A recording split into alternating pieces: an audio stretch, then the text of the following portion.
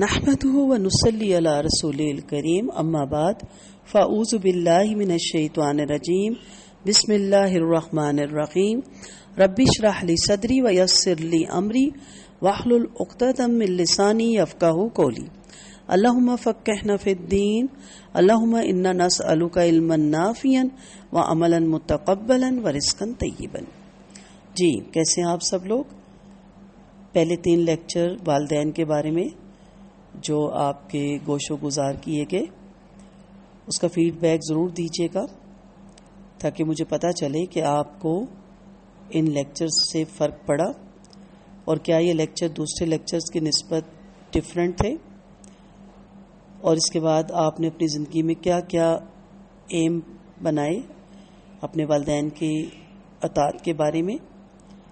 اللہ تعالیٰ سے میں دعا گوں کہ اللہ تعالیٰ ہم سب کو اپنے والدین کی خدمت کا موقع بھی دے اور توفیق بھی دے، اور اللہ تعالیٰ ہم سب سے ہمارے والدین اس دنیا سے جب جائیں تو راضی جائیں، اور اللہ تعالیٰ ہم سب کو فرمانبردار اولاد بنائے۔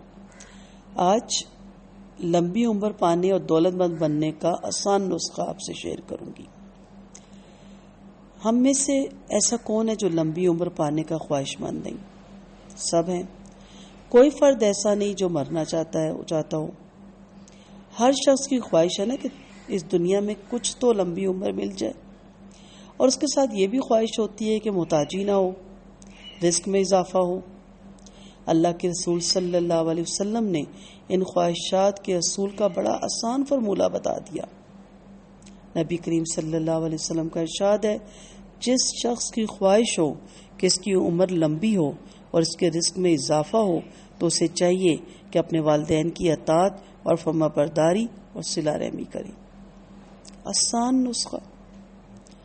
اللہ کے رسول صلی اللہ علیہ وسلم کے ایک اور فرمان کو امام ترمذی نے اس طرح بیان کیا، والدین کے ساتھ حسن سلوک عمر میں اضافے کا سبب ہے۔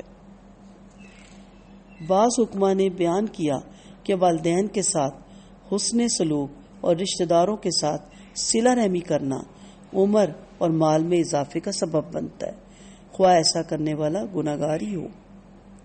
گویا یہ ایسا فرمولہ ہے، اگر کوئی گناہگار، اللہ کا نافرمان بلکہ کافر بھی والدین اور عزیز و اقارب کے ساتھ حسن سلوک کرے تو اس کا یہ عمل لمبی عمر اور رزق میں برکت کا سبب بنتا ہے، اور مومن کے لیے تو آخرت میں اللہ کی رضا کا سبب بنتا ہے اور جنت الفردوس تک رسائی کا سبب بنتا ہے۔ اللہ کے رسول صلی اللہ علیہ وسلم کے ایک پیارے صحابی معاویہ بن حدیدہ آپ صلی اللہ علیہ وسلم کی خدمت میں حاضر ہوتے ہیں۔ وہ آپ صلی اللہ علیہ وسلم کی خدمت میں نہایت ادب سے بیٹھ جاتے ہیں۔ وہ آخرت میں کامیابی کے امیدوار ہیں، خیر کے طلبگار ہیں۔ وہ بڑے والہانہ انداز میں اللہ کے رسول صلی اللہ علیہ وسلم سے ایک سوال کرتے ہیں، اللہ کے رسول صلی اللہ علیہ وسلم، نیکی کا زیادہ حقدار کون ہے؟ آپ صلی اللہ علیہ وسلم کا چہرہ اقدس تمتما اٹھا، ارشاد فرمایا، تمہاری والدہ، امہ کا۔ صحابہ نے عرض کیا، ثم من، پھر کون ہے؟ کس کا مقام اور مرتبہ ہے؟ نبی کریم صلی اللہ علیہ وسلم نے پھر ارشاد فرمایا، امہ کا، تمہاری والدہ۔ صحابی نے پھر نہایت ادب سے پوچھا، اس کے بعد کس کا درجہ؟ آپ صلی اللہ علیہ وسلم نے ارشاد فرمایا، امہ کا، تمہاری والدہ۔ صحابہ نے ہمت کر کے پھر پوچھ دیا، اللہ کے رسول صلی اللہ علیہ وسلم، اس کے بعد؟ ارشاد ہوا، تمہارا باپ۔ اللہ کے رسول صلی اللہ علیہ وسلم نے واضح انداز میں اپنی امت کو والدہ کی اہمیت اور منزلت اور اس کے حقوق کے بارے میں بتا دیا۔ کیا ہم ان لوگوں میں سے ہیں جو اپنی والدہ محترمہ کے حقوق ادا کرتے ہیں؟ کیا ہم ان لوگوں میں شامل ہیں جو لمبی عمر چاہتے ہیں اور پھر رزق کے اضافے والی عمر بھی چاہتے ہیں؟ اگر نہیں ہے تو آج ہی سے ان لوگوں میں شامل ہو جائیں، اور دعا کریں کہ اللہ تعالیٰ ہمیں ان لوگوں میں شامل کرے کہ ہم یہ دونوں چیزوں سے فائدہ اٹھا سکیں۔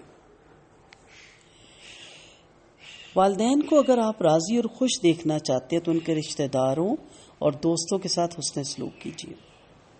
یہ ان کے لیے بھی ہے جن کے والدین زندہ ہیں، یہ ان کے لیے بھی ہے جن کے ان میں سے ایک جنت کا دروازہ بند ہو چکا ہے، یہ ان کے لیے بھی ہے جن کے دونوں والدین، والدہ اور والد فوت ہو چکے ہیں، وہ بھی ان کے رشتہ داروں اور ان کے دوستوں کے ساتھ حسن سلوک کیجیے تو ان کی بخشش کا یہ چیزیں سبب بنے گی.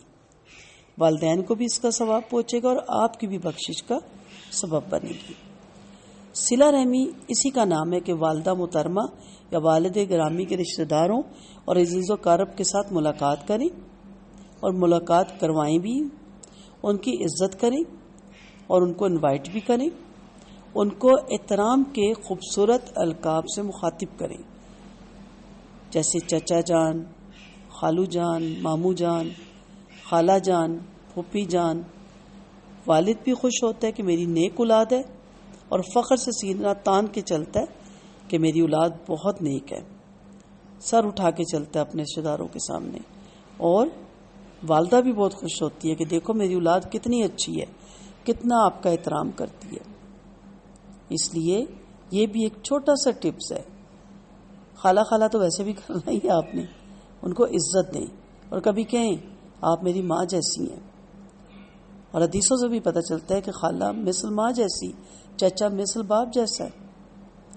ہمارے ہاں یہ بات عام ہو گئی ہے کہ والد کے جتنے رشتہ دار ہیں ان سب کو چچا یا انکل کہتے ہیں اور جتنی خواتین رشتہ دار ہیں ان کو پھپھو یا آنٹی کہتے ہیں. اس طرح والدہ کے رشتہ دار مرد کو ماموں اور خواتین کو خالہ کہا جاتا ہے. یہی تھا نا، ہمارے تو یہی ماما نے سکھایا ہوا تھا. ماما کہتی تھی جو غیر ہے نا ان کو انکل کہتے ہیں. اب حالات بدلتے جا رہے ہیں. ہمارے بچپن میں ہمارے علاقے میں اگر کوئی لڑکی کسی دوسرے شہر سے دلہن بن کر جاتی تو سب اسے اپنی بہن اور بیٹی کہتے، اس کے حقوق کا خیال کرتے.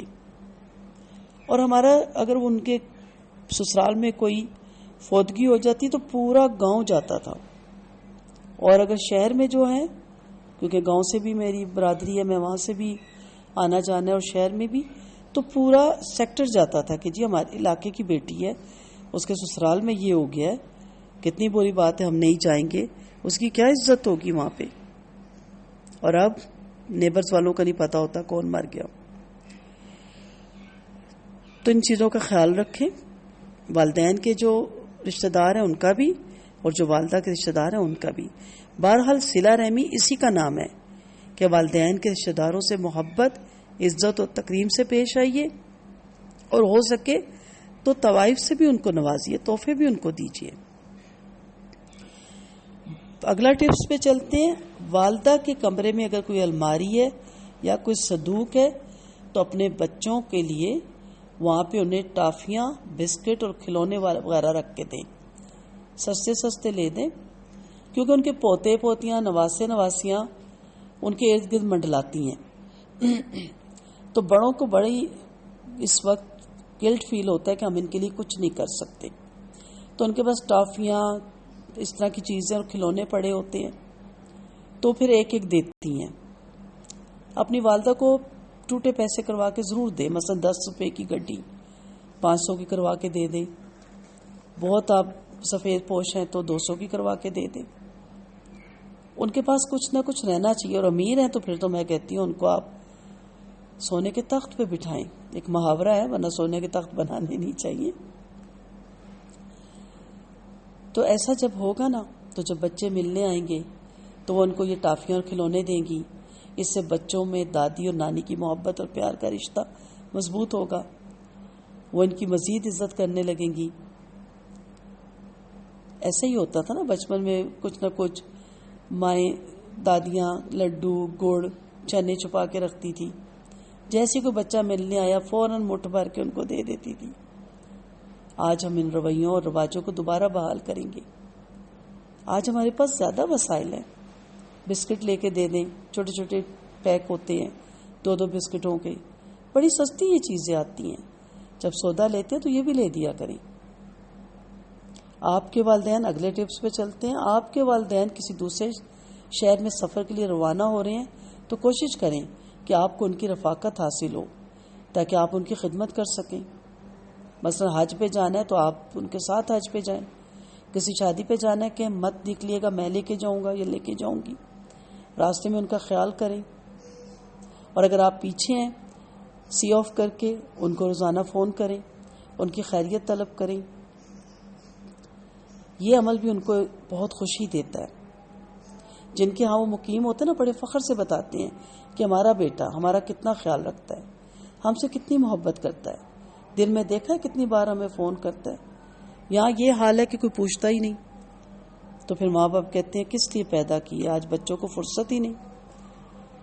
آپ باہر سے آئے، آپ کے والد کے دوست ان کے ساتھ کھڑے ہیں، آپ سب سے ہاتھ ملائیں، مرد سب کو سلام کریں. خواتین ہیں، ماں کی سہیلیاں آئی ہیں، ان کے پاس بیٹھے 5 منٹ، حال چال پوچھیں کہ بڑا اچھا لگتا ہے آپ آ جاتی ہیں. ایک خاتون نے اپنا واقعہ لکھا اپنے سسر کے ساتھ اچھے رویے کا. وہ اکثر کہتی ہیں فارغ ہو کے ڈیوڑی میں بیٹھ جاتے تھے اور ان کے دوست آ جاتے تھے، تو کہتی میں کبھی کعوہ بنا کے بھیج دیتی تھی، کبھی کھجورے بھیج دیتی تھی. رمضان آ گیا. رمضان کے دوران اس نے ایک دن اپنے سسر سے کہا کہ میں نے کچھ لوگوں کی، بڑے خاص لوگوں کی افطاری کی ہے، آپ کو کچھ سودا لا کے دینا پڑے گا. تو انہوں نے کہا اچھا، اور دے دیا. بیچارے لاتے رہے. اس نے بہت اچھا اہتمام کیا، اور جب ٹائم ہوا افطاری کا، آپ بلیو کریں گے کون تھے؟ ان کے سسر کے سارے دوست، سفید پوش غریب بزرگ، اور گرا جو ان کے محلے میں موچی جوتے گانٹتا تھا، نائی جو بال چھال بناتا تھا، بڑے بزرگ ان کے پاس جا کے باتیں کرتے نا، گپے مارتے ہیں.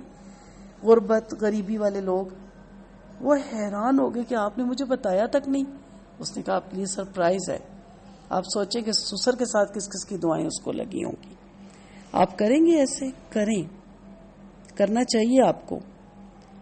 آپ اپنے دوستوں کو بلاتے ہیں تو کبھی ماں کی سہیلیوں کو بھی بلا لیں. آپ اپنے رشتہ داروں کو جو نئے نئے بنے ہیں، آپ کبھی باپ کے رشتہ داروں کو بھی بلا لیں. کریں ان کی دعوت، افطاریاں کریں ان کی، استطاعت دیکھ کے. بڑے فخر سے وہ کہتے ہیں، ساتھ ساتھ یہ بھی کہتے ہیں بیٹا نہ کرو تمہارے پیسے لگ جائیں گے، لیکن فخر بھی کرتے ہیں کہ میرا یہ بیٹا کس قدر خیال رکھتا ہے میرے بھائیوں کا، میری بہنوں کا. پھوپھیوں آتی ہیں تو کس طرح آگے پیچھے ہوتے ہیں یہ بچے، کس طرح بچوں پھوپھیوں کے لیے اہتمام کرتے ہیں. ہمارے ہاں تو پھوپھیوں کی اتنی برائیاں کی جاتی ہیں کہ بچے دور ہی ہو جاتے ہیں. پھر اگر خدا نہ خواستہ زندگی میں دکھ سکھ لگے آئے ہیں، کوئی حادثہ ہو جائے، کوئی غم ہو جائے، تو اس کی خبر بڑے احتیاط سے، محتاط اندازے میں، صبر تحمل کے ساتھ دیں کہ جب دنیا میں آئے ہیں تو یہ باری لگی ہوئی ہے، کوئی پہلے جائے گا کوئی بعد میں. ان سے کہیں کہ گھبرانے کی کوئی بات نہیں ہے، کوئی ایکسیڈنٹ ہے تو انشاءاللہ ہم پوری زور لگائیں گے اس کو بچانے کی. بچانا تو اللہ کی ذات نے ہے، آپ فکر نہ کریں، ہم اچھے سے اچھے ڈاکٹر لائیں گے. اگر ان کی فیملی میں میکے میں بھی کوئی اگر ہے تو جائیں، پتہ کریں ان کا، تاکہ ان کو تسلی ہو کہ میں نہیں جا سکتی بڑھاپے کی وجہ سے، تو یہ روز جاتے ہیں، اور انہیں بھی وزٹ کروائیں، انہیں تسلی دیں. آپ مطمئن رہیں، اللہ تعالیٰ جلد ہی اس مشکل کو آسان کر دے گا. بس آپ دعا کریں، کوشش کریں کہ ان کے سامنے صدمے کی خبر بار بار نہ بیان کریں، اور بار بار بتائیں بھی مت کہ ہوا کیا. اور پھر سب سے بڑی بات، ساس بہو کی انبن. اکثر گھروں میں یہ ہوتا ہے، اکثر ایسا ہو جاتا ہے، میاں بیوی میں اس بات پہ اختلاف ہو جاتا ہے. اس صورت میں اپنے والدین کو جہاں تک ممکن ہے